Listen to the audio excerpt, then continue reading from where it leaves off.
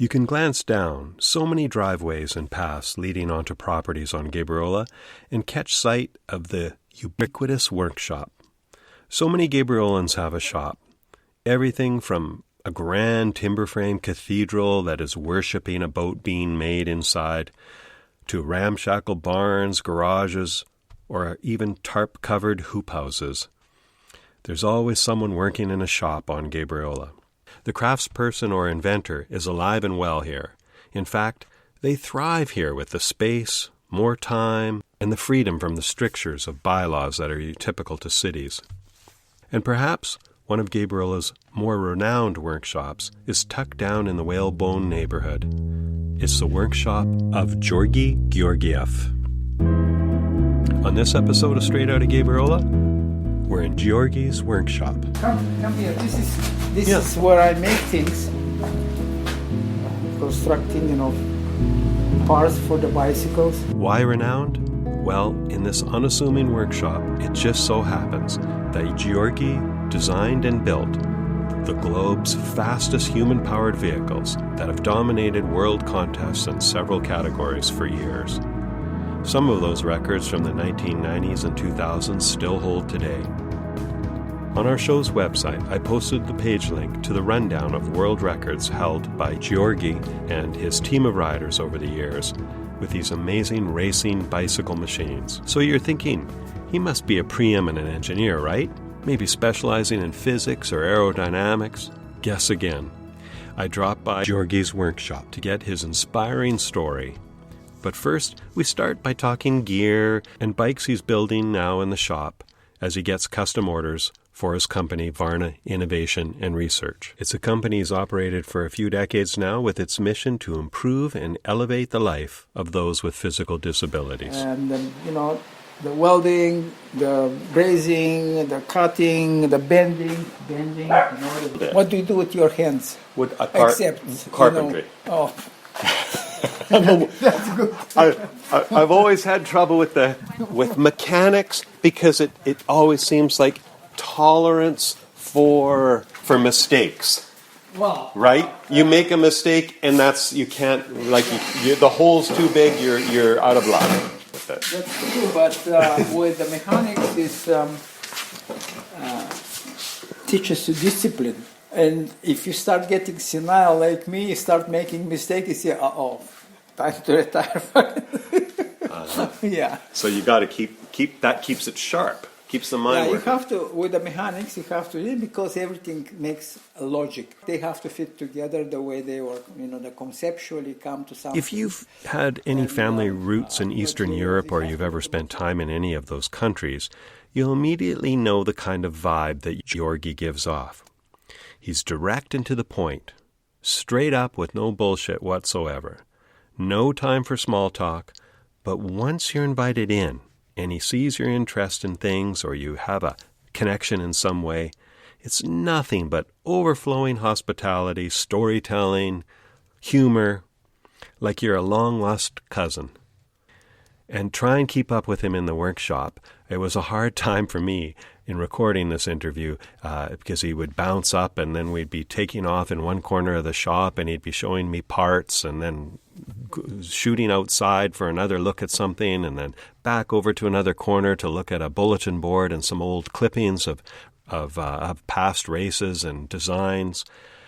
He's quite a character, and I love the way, and you'll hear on this recording a few times that he loves to punctuate his sentences with a knee slap or a hand clap and a ready laugh. Fascinated. This workshop is where it's all happening. You're doing a lot of stuff here. I weld the stuff there, and then I assemble it here and do things. And people come here, we talk, and I brag about it. Well, and so you should. But, when they start beating me, I'll keep quiet. But so far, no. Managed to exist financially by making cycles and tricycles for people with disability. Not very expensive, so they can go and have fun. Yeah, hand-pedaled power, and everything's all set up. And this system here and how the acceleration is all human-powered. There's no... But this particular bicycle have a motor. Okay. Some people want motor. Right. That one doesn't have yet. It's not finished, but you see, it's just a tricycle. Yeah. Doesn't have motor. Yeah. This one here is. You see, this one is the most popular design I have created many years ago. Right. This one here, yes. For disabled person, doesn't have motor, and they sit and they just ride like a bicycle and they go around. There's a few people on the island I know with the typical three-wheeled one that you have that is not got any kind of a power assist or anything. And every time you see someone riding up Ferry Hill, they get to the village and everyone always there going, "What? How did you get up the Ferry Hill so fast?" And then they have to explain, "Well, it's one of your bicycles, the tricycles." There are a few on the island. Yeah.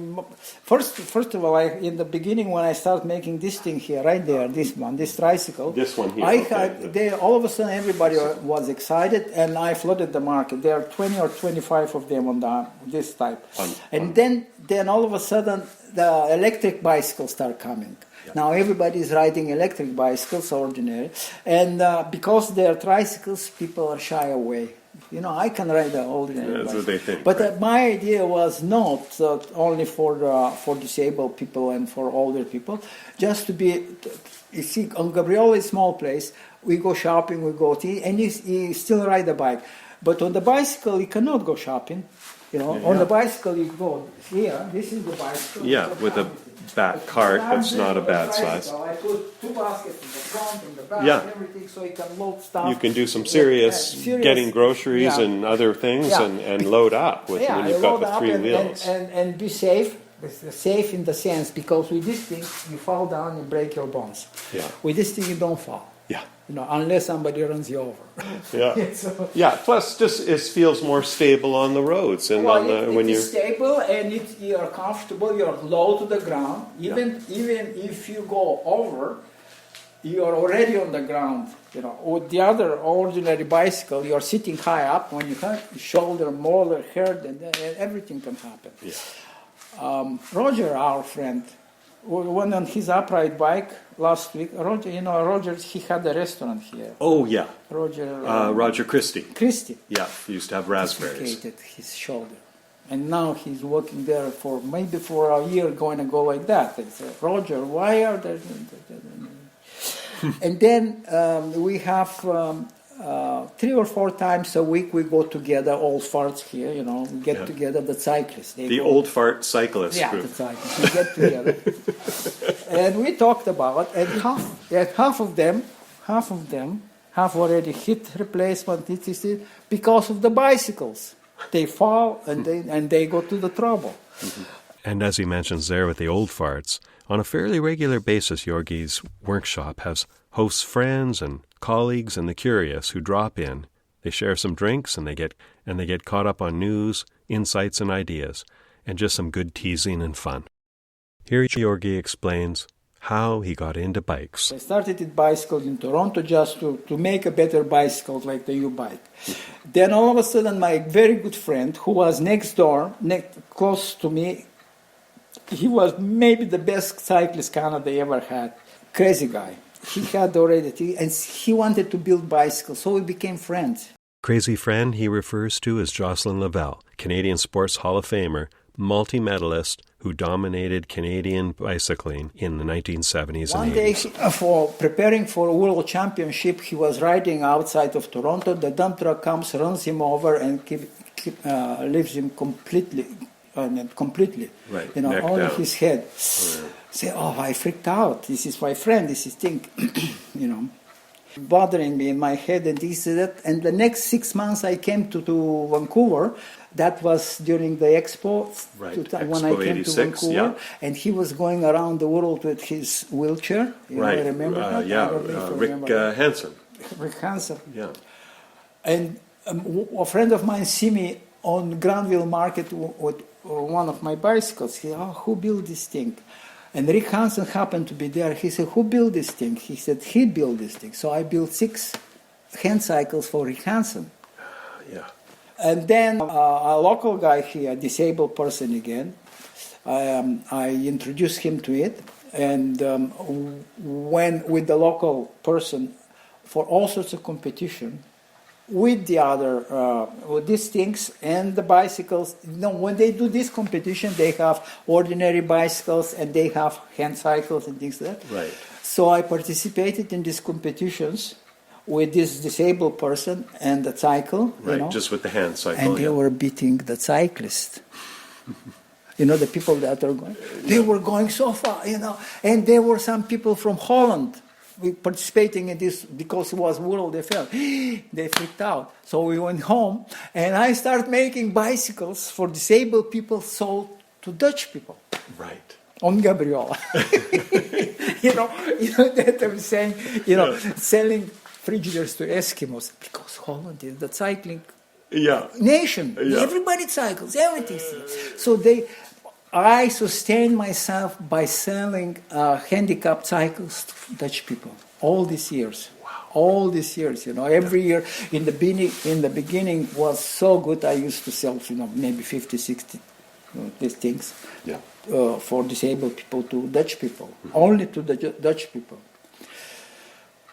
The Americans did not do very good with us because they did their own stuff there, whatnot. I haven't sold many in America, and in Canada I haven't sold many. First of all, in Canada I haven't sold many because the way we're trained to think here have to be made somewhere else. Most to be good. To be good. Yeah. We've got that inferiority complex. I don't know that, or something. But is it only Canada? But I think it's everywhere like that. Yeah. There was a very good guy living here. He was disabled, and he was very anxious to have a hand cycle. He talked to me and the things. And I explained to him what I'm doing, and he said, no, I cannot.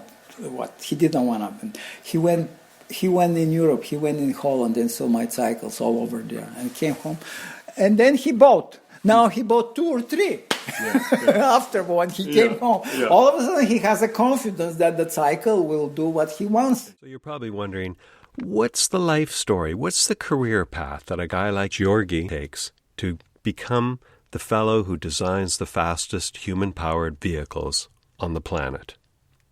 Here it is. I was born in city of Varna. As you see, it says it's Varna. Yes. And my hometown is on the Black Sea, and I was born closer to the Black Sea that I'm here to the ocean. That's why I moved here. And I can go someplace where I'm closer to the ocean. Yeah, you want to be close to the ocean, close to the water. I think it's hard to get that out of your system, isn't it? Well, once you're close to the water. That's true, but when you start as a kid, it stays with you, and you think everything has to be the same way, but it's not the same way. So then you find your way through, eventually. Anyway, I finished my high school in Varna, and then when I was 20 something, I went from Bulgaria. I went to Belgrade to study sculpting. So there are 2 countries. I was born in Bulgaria, but I studied art in Belgrade, which is in Yugoslavia. Right, at that point in time. At that point it was Yugoslavia. Yeah. And after I finished the art academy, which was 5 years, I took a boat and came to Canada. I had relatives from the 30s in this country. Long time people were immigrating to North America.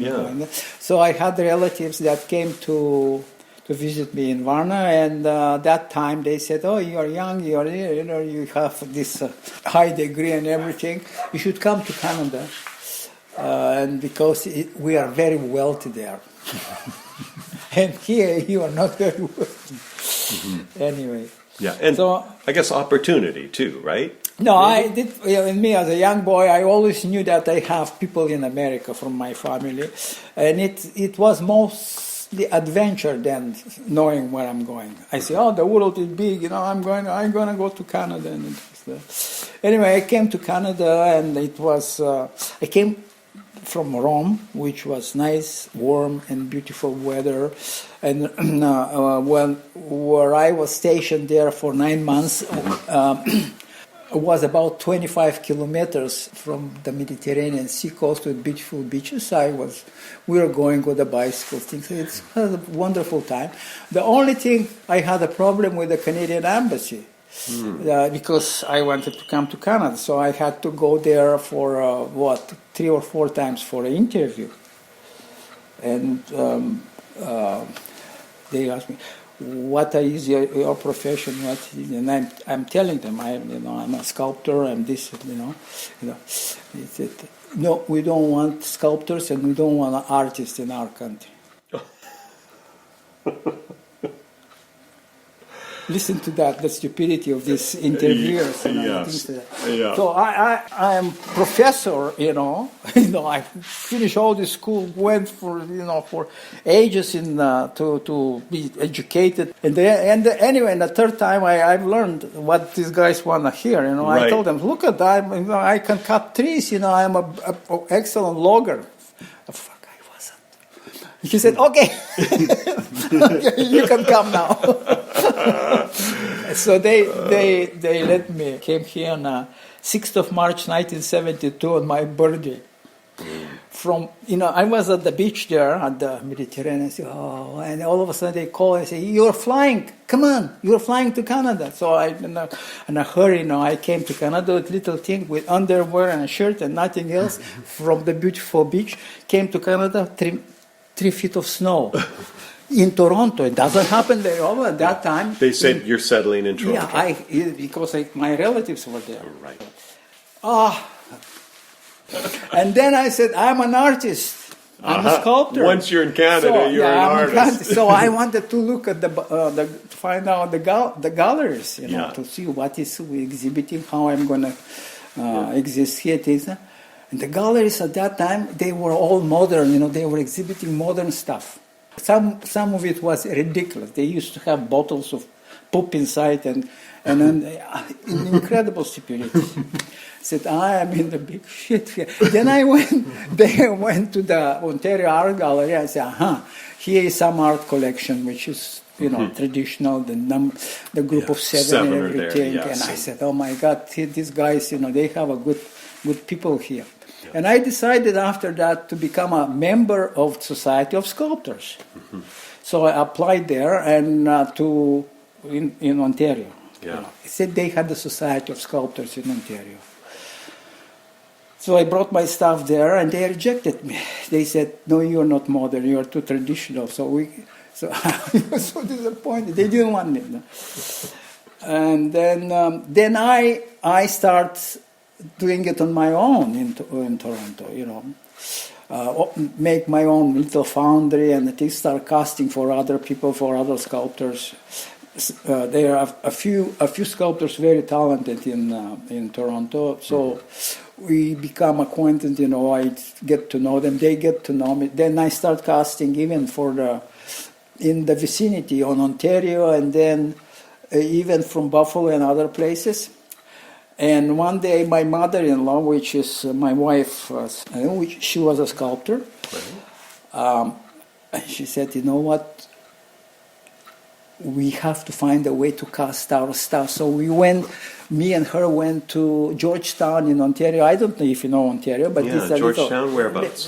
Georgetown is about 30 kilometers out of Ontario. From Toronto, yeah. And there was a foundry that was casting for industry, parts for the airplanes and other things. Or the responsible person for the foundry was a German. So my mother is a German, and we went and started talking, and I said, why don't you start art cast for people, So it became the best art cast foundry in North America for a while. Right. I don't know now if but they're still one of the best people. Right. So foraging and doing that kind of the work.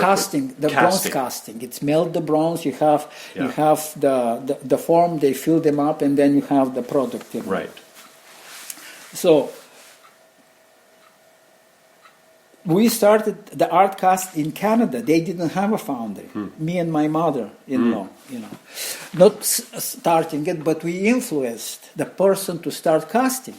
Then I opened my own foundry in Toronto, and I was casting until we came to British Columbia. I said I will take all my equipment there, and I'm going to continue doing for the. I came here. No. It's impossible. There wasn't anything. There were a few artisans, playing with stuff like that. But the serious stuff, like big monumental stuff, that's what I was doing. It wasn't here to be. Yeah. And then I said, okay, what I'm going to do in this? I won't cut trees, even I promise. I will start making bicycles. I start making bicycles just for the fun of it. I said, your own enjoyment. You love bicycles. In Toronto. Before I know, but why do they make all these bicycles? Why don't we make something for older people or something safer, something like that? So I started in Toronto in the 70s making this safety riding bicycles. They call them step-through.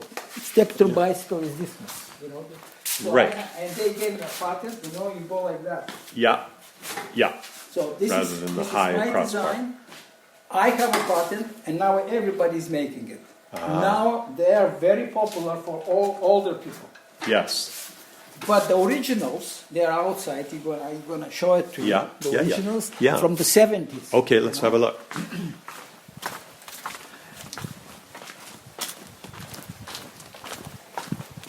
For example, this is double. Yeah. This is it, but the original that I made in '74 is right here. The original step 3 bicycle. Oh, wow. You see? Yeah. And I recently started rusting and rotting. I recently even sprayed it with a black pen. This is the original bicycle for which I got a patent. Wow. From the 70s.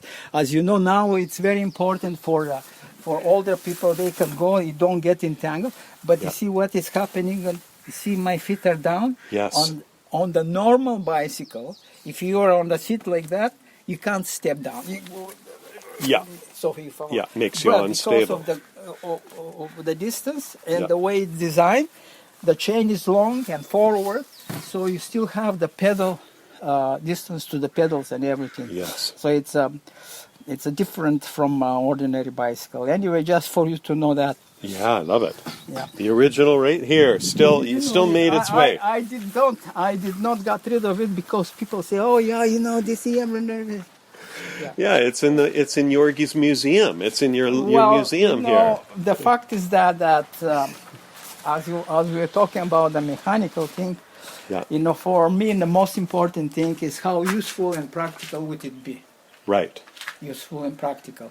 And I wasn't more interested in the fashion and in things that was important. For me was important the safety, the usefulness, and basically the safety for older people or people that and the usefulness and the steadiness, so not to break, not to fall apart, and things like that. But Georgi, in all this, at one point, then you, in probably looking at gearing and all of the ways you were engineering, how did you get on the road to developing the fastest land speed record-holding bicycles out there? What led you to do that too? Because it was with me since childhood. You think about this thing not because you know about it, but you are hearing stuff. Mm-hmm. For example, in the very early time, even in the high school, I've learned that, for example, some animals in the water, like porpoises, they go up to 40 kilometers an hour. Swimming. Yeah, swimming. In the water, which is 740 times denser than the air. Right. And you start thinking about why and how, and see their shape, and see all sorts of things. Oh my God! And their bodies, and the surfaces. If you have interest in something, you start thinking about something. If you don't have interest, it just passes by and oh yeah, so who cares? But with me it was. Naturally, I was kind of attracted by natural things that occur around. Birds, how do they fly? And then you start exploring, For example, I made the first helicopter, human-powered helicopter in Canada, in the 87. In 87, and here the drive is still there. And the wings are outside there. Making helicopter, could you imagine? You're just following the path. I see. Oh my God! And then recently in Toronto, University of Toronto, they had a couple of bright kids, and they made some contraption, and they even lifted up, lifted up. Stayed there and. No, it happens. It always goes down eventually. No, it has to go down because first of all, you cannot sustain. Yes. Human being as weight and size are very weak person. Yes. We're very weak by as an animal. Animal is much stronger in relationship to its size and things like that. And we cannot sustain this thing because we are heavy or big and things like that. Okay, so we shift into high gear and move off of the talk of special designed bikes and human-powered helicopters. And we walk over to the bulletin board where Georgi has a picture of the roadway that is in Nevada, where so many of his Gabriola homemade bicycles were breaking world records. And he shows me a printout of all the speed records that have been broken. This is they start from the mountain. This is the race. It has to be totally flat. Right. And smooth, obviously. And it's 10 where miles. is that? 10 miles. It's in northern Nevada. Of the Oregon border, and then there is about 100 kilometers from there is a little town called Battle Mountain. And they found this road, which is totally straight and flat, because you're not allowed to have this thing, and it has to be straight. Yeah. And they found this road, it's been going for 25 years, Yes. And as you see here, Right. this is, what does it say? Human power list of fastest human power list. As you see here, the Sam Whittingham. Yeah. This is my rider with my bicycle. Yeah. The whole fucking first page. Yeah. Speeds of 130 kilometers an hour. 129, 128. This is all his speeds that he's been doing. Yeah. Yeah.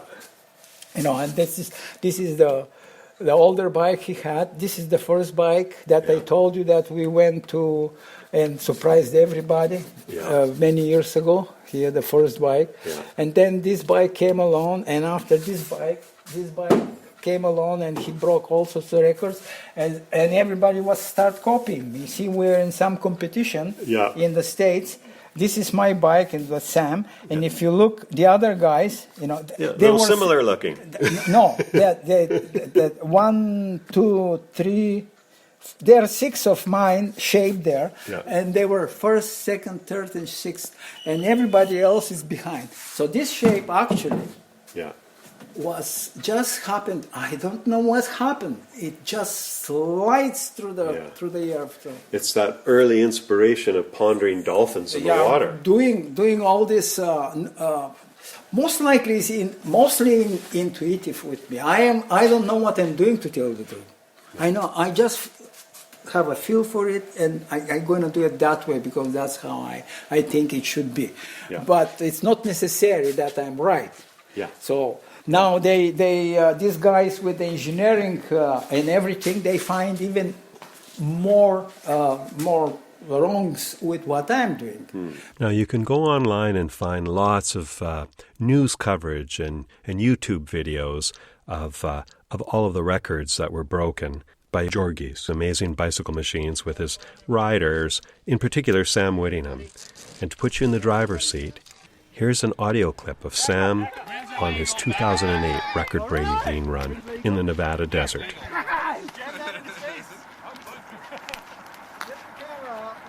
say wings are good over?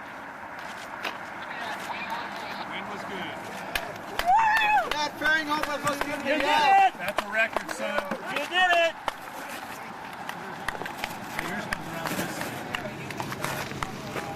82! Woo! Legal win! Go through. 2.3. Take all around the Go, Krylov.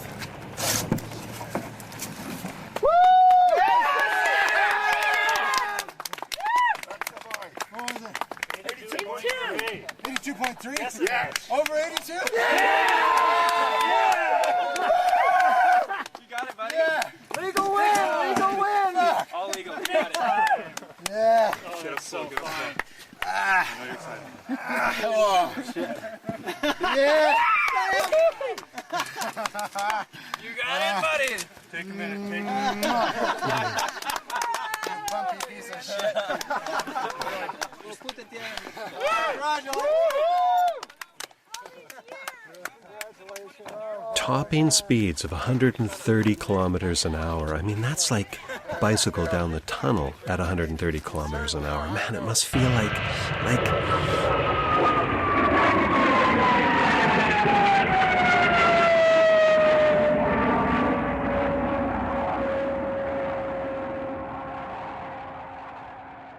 And now we can, for example, this thing goes 70, 80 miles an hour, half a horsepower, because that's what we can deliver. You are not good for more than half a horsepower when you start doing this thing, you know. right. And so we're weak physically, but here we have the ability to think how to avoid wastage. And the most important thing for this thing is to make the most efficient. I was even not thinking about the speed. I said, I have to be so efficient, everything else come naturally, the speed and everything of it. What you have to do to go efficient, you know, you have to reduce resistance, you have to reduce the friction and all sorts of things, you know, basically. Even though I'm not an engineer, I've heard these things and I've read about these things. Right. So in general, I knew approximately what I have to do. And being a sculptor, it's much more overwhelmingly difficult to make a portrait of you than making a bicycle. So, no problem, you know. And then, as I said, since very early age, I was sort of interested in these things, observing the fish, the flower, the things that. So I'm going to make something that is very slippery. and they call me in America. They say, we have a big competition here. Come here because these guys broke the record, but they're cheating. They're this, they're that. They're, you know, some other people. So they knew that I already have something like that. Right, you were already working on. Yes, they knew that I had already done something, but they haven't seen it. And so I went to their competition, and they didn't expect that. They were, you know, just participate. I beat the crap out of everybody with this thing, because when my rider sat in this thing, originally it's here on the wall in the picture. When he sat in this thing, the cyclist here, local cyclist, you know, and he came back and his eyes were like that. He says, "Fuck, you know, this thing is like a car. It goes very fast." So we went there, and we went 62 or 64 miles an hour at that time. Yeah. And Wow. and then nobody have gone faster than these bicycles. Yes, it's For still there. very, very long time. Yeah. And they've been trying. Most of the people that are at the universities with engineering, with everything, with every possible way to avoid, making mistakes, because there is a science called fluid mechanics. Okay. And tells you everything about how the molecules of the air and how the objects travel through the air and things like that. They're computing, and all the machines that they are building nowadays are computer derived, you know. And mine are not computer derived. That I'm whatever I think it should be. Isn't it fascinating to think, here's this guy without computers or wind tunnels, only a few $1,000s for development, no sponsors of any kind, and he becomes a world beater in category that other nations and other education institutes are piling money, research money, into doing this. And here's this fellow from Gabriola smacking the records down year after year. And they still haven't broken the record. Now they have broken the record with this kind of a bike. Georgi's over at his bulletin board now, and he's just showing me a photograph of an HPV. But it has no sight port at all for the driver. It's operated by a camera. You see this bike Yeah. doesn't have a window? Yeah. You know? Once you take this window, you go 10 miles faster. Right. All of a sudden, yeah. And they got smart. They put the rider inside. They put the little camera there inside. Just watches the camera. So that's how they broke the record. Wow, yeah. So just that little But- bit of resistance from the window, I mean, slight, you don't have ever so power. slight. You have half a horsepower. Yeah. And it comes and it flushes it and takes you a little bit, and you're 6 miles slower. I mean, 6 miles slower, not walking. I'm talking 70, 80 miles an hour. Yes. You are already going very fast. Yeah. But the distance in that, when you go very fast, the distance between 6 and 7 miles is not much effort, Yeah. You have little bit more effort, all of a sudden you are, Yeah. over the barrier. So that's how the science, calculates. They work with the resistance of the objects. Yeah.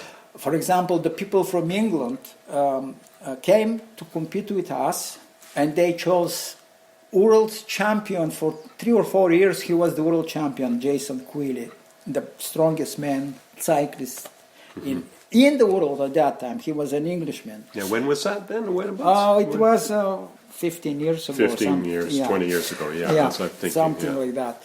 So they come to compete with us to break the world, to take, because, these Canadians, they have the world record, and the whole world pile on us. People from Holland, from Germany, from everybody, invited me to Germany to go and compete with them.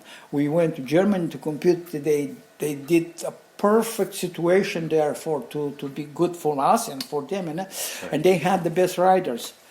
We still beat them in Germany. So in Germany, and they weren't very happy, Germans, because they invited us to show us how the bicycle should be built. We went there and we beat the crap, very badly beat them up. So they were kind of disappointed, and they quit. They really quit participating.